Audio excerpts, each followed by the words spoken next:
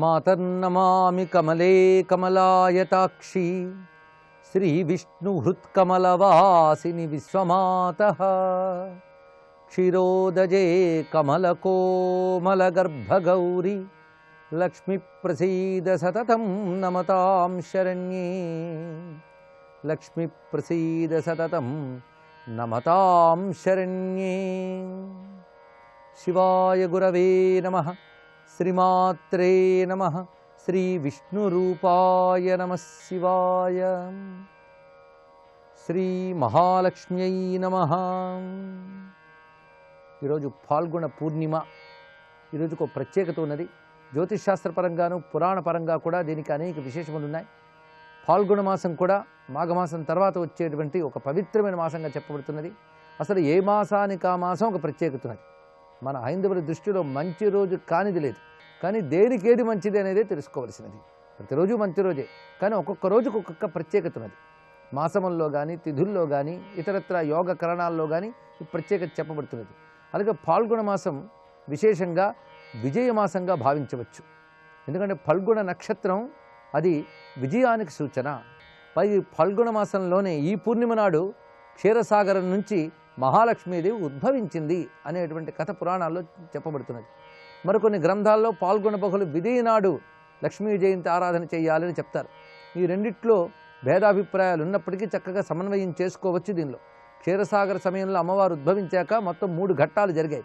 అమ్మ పట్టాభిషేకం, అమ్మవారు విష్ణువుని స్వయంవరం చేయడం, తర్వాత లక్ష్మీనారాయణ కళ్యాణం. 3 భాగాలు ఉన్నాయి ఇందులో. ఈ 3 భాగాలు ఉన్నాయి కనుక పూర్ణిమ నుంచి విధి వరకు ఉన్న భావాన్ని మనం కలుపుకోవచ్చు. కనుకనే ఈ రోజున ఆరాధించడం కూడా విశేషం. ఎందుకంటే పూర్ణిమ అనబడే పూర్ణతిథి నాడు లక్ష్మీ ఆరాధన చాలా శ్రేష్టము.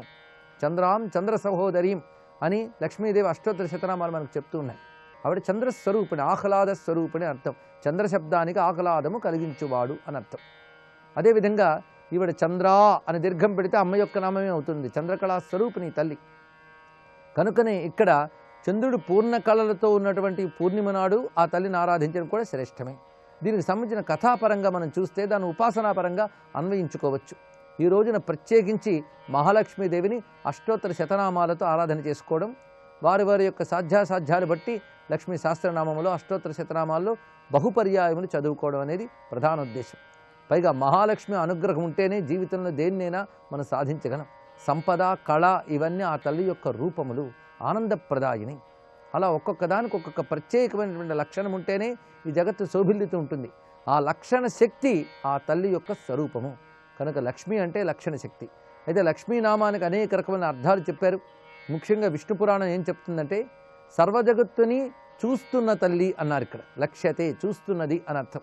ఆ తల్లి చూస్తేనే జగత్తంతా ఉన్నది. ఇక్కడ తల్లి చూపులతో జగత్తు నడుస్తున్నది. కొంతమంది చూస్తూ ఉంటారు కానీ పాపం చూడడంతోనే ఆగిపోతారు. కానీ అమ్మవారు చూస్తే చేసినట్టే లెక్క. ఆ తల్లి యొక్క చూపుల్లోంచి కురుస్తున్నటువంటి శక్తి చేతనే ఈ జగత్తంతా నడుస్తున్నది. అందుకే అమ్మ కటాక్షం, లక్ష్మీ కటాక్షం అనే మాట కూడా మనకున్నది. కటాక్షం అంటే కడగంటి చూపు అని అర్థం. శంకర భగవత్పాదుల వారు అమ్మ యొక్క చూపుల వైభవాన్ని అద్భుతంగా స్తోత్రించారు.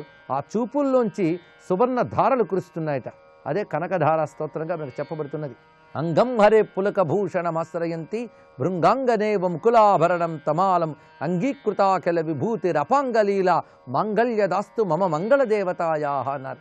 మంగళదేవత అమ్మ అంటేనే మంగళదేవత అనగా శుభములకు తల్లి మహాలక్ష్మి. సృష్టిలో ఉన్న శుభభావనలు, శుభశక్తులు, శుభంకరమైన అనుభూతులు ఇవన్నీ ఒక చోట రాసిపోస్తే వాటి యందు వ్యాపించిన శుభస్వరూపుడైన శక్తి మహాలక్ష్మి. ఆ శుభభావాన్నే భారతీయ మహర్షులు లక్ష్మీదేవిగా ఉపాసన చేస్తున్నారు. అదేవిధంగా సూర్యుని యందు వస్తున్నటువంటి ఆ కాంతులు కూడా లక్ష్మీ స్వరూపంగా చెప్పబడుతూ ఉన్నాయి. చంద్రుని యందు ఉన్న వెన్నెల లక్ష్మీ స్వరూపంగా చెప్పబడుతున్నది. అందుకే సర్వ జగత్తు అమ్మ చూపులతో నడుస్తుంది కనుక ఆ తల్లికి లక్ష్మి అని పేరున్నది. ఇంకొక అర్థంలో సర్వజగత్తు దేనిని చూస్తుందో అది లక్ష్మి అనే మాట చెప్పారు. అందుకే మనకు లక్ష్యం అనే మాట కూడా లోకంలో అంటూ ఉంటాం. లక్ష్యము అంటే ఏది మనకు ప్రధానం అనుకుంటామో అది లక్ష్యం. అలాగే సర్వజగత్తు దేనిని లక్ష్యంగా భావిస్తుందో అదే లక్ష్మి. సర్వజగత్తు దేని లక్ష్యంగా భావిస్తుంది? ప్రతి వాడికి సంపద కావాలి, ఆనందం కావాలి, తనకు అవసరమైనవన్నీ సమకూరాలు అనుకుంటుంటారు. ఆ అవసరమైనవి, ఆనందకరమైనవి, సంపదలు ఇవన్నీ లక్ష్మీ స్వరూపాలే. అందుకే అందరి చేత లక్ష్యముగా భావించబడి ఏ సంపత్ స్వరూపుడున్నదో ఆవిడే లక్ష్మి. ఈ భావన రెండు విధములుగా మనం చెప్పుకున్నాం. అమ్మ మనందరినీ చూస్తున్నది, మనమందరం అమ్మ కృప కోసమే చూస్తూ ఉన్నాం. ఇది ఒక అర్థం. ఇంకొక అర్థంలో లక్ష్యతే మియ్యతే అనయా ఇది లక్ష్మి అని అర్థాన్ని చెప్పారు. అంటే సర్వజగత్తును చూడడమే కాకుండా, చూడడం అంటే ఉరికిన చూడడమా, ఎవరికి ఏం కావాలో ఆ తల్లికి తెలుసు. ఎవడి కర్మ ఏమిటి, ఎవడి గతి ఏమిటి, ఎవడు ఎంత దాన్ని భరించగలడో ఆ తల్లికి తెలుసు. పసిపిల్లవాడు ఆత్రంతో అన్నీ కావాలంటాడు కానీ వాడు ఎంత తినగలడు, వాడికి ఎంత అవసరమో ఆ కన్న తల్లికి ఎలా తెలుసో ఈ సర్వజగత్తులో ప్రతి వారి అవసరం ఆ తల్లికి తెలుసు. ఆ తల్లికి అన్నీ తెలుసన్న విషయం మనకు తెలిస్తే చాలు మనం శాంతిగా ఉంటాం. కనుక లక్ష్యతే మియ్యతే, మియ్యతే అంటే కొలత పెట్టి ఇచ్చున్నది అని అర్థం. ఎవరికి ఎప్పుడు ఎంత ఎక్కడ ఎలా ఇవ్వాలో ఆ తల్లికి తెలుసు.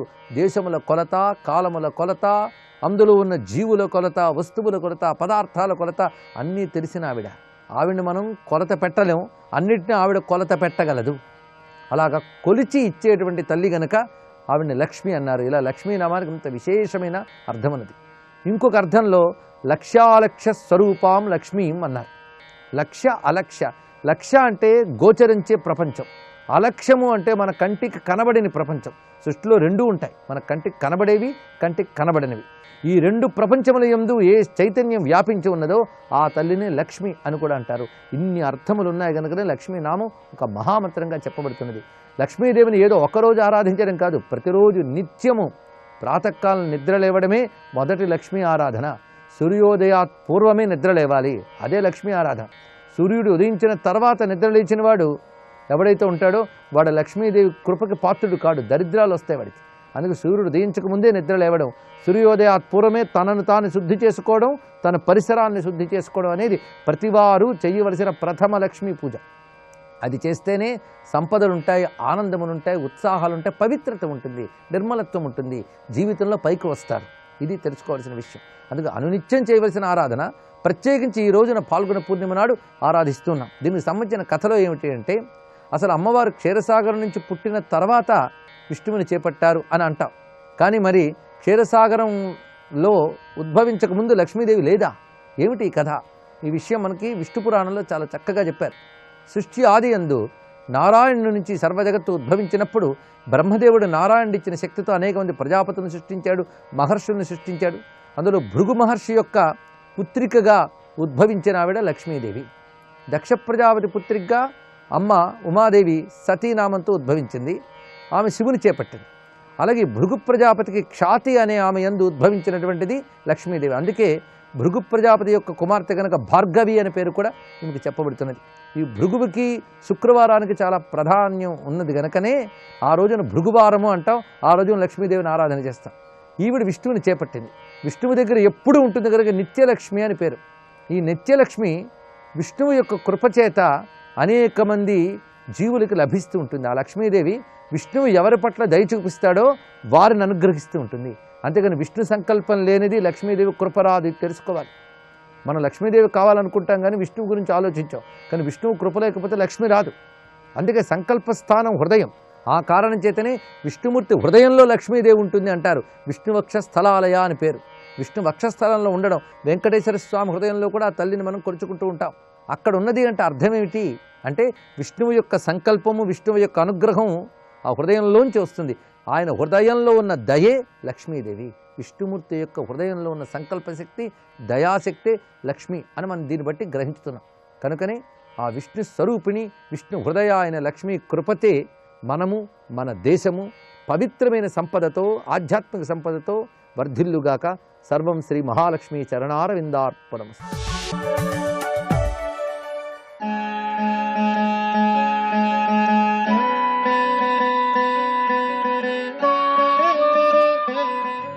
ఈరోజు విశాఖపట్నం శ్రీ కనక మహాలక్ష్మి అమ్మవారిని మీ ముందుకు తెస్తున్నాం.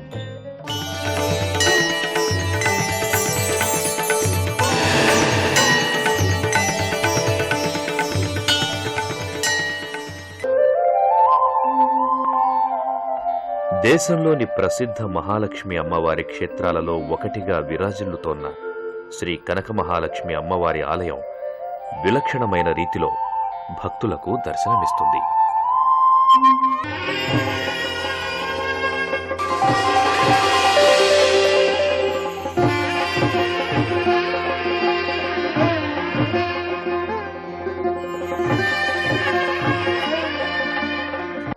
గర్భాలయ ప్రాంగణమంతా భక్తులను ఓ విచిత్రమైన అనుభూతికి గురిచేస్తుంది.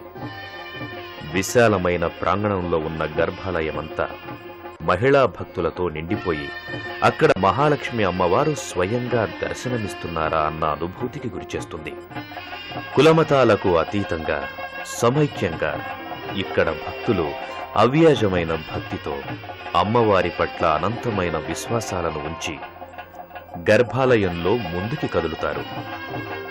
అమ్మవారి దివ్యమంగళ రూపాన్ని దర్శించి అలౌకిక ఆనందాన్ని పొందుతారు. గర్భాలయంలో ఉన్న అమ్మవారి విగ్రహం ప్రత్యేకంగా దర్శనమిస్తుంది. శ్రీ కనకమహాలక్ష్మి అమ్మవారి ఆలయంలో దేశంలో ఎక్కడా లేని విధంగా ఓ సంప్రదాయం అనాదిగా వస్తోంది.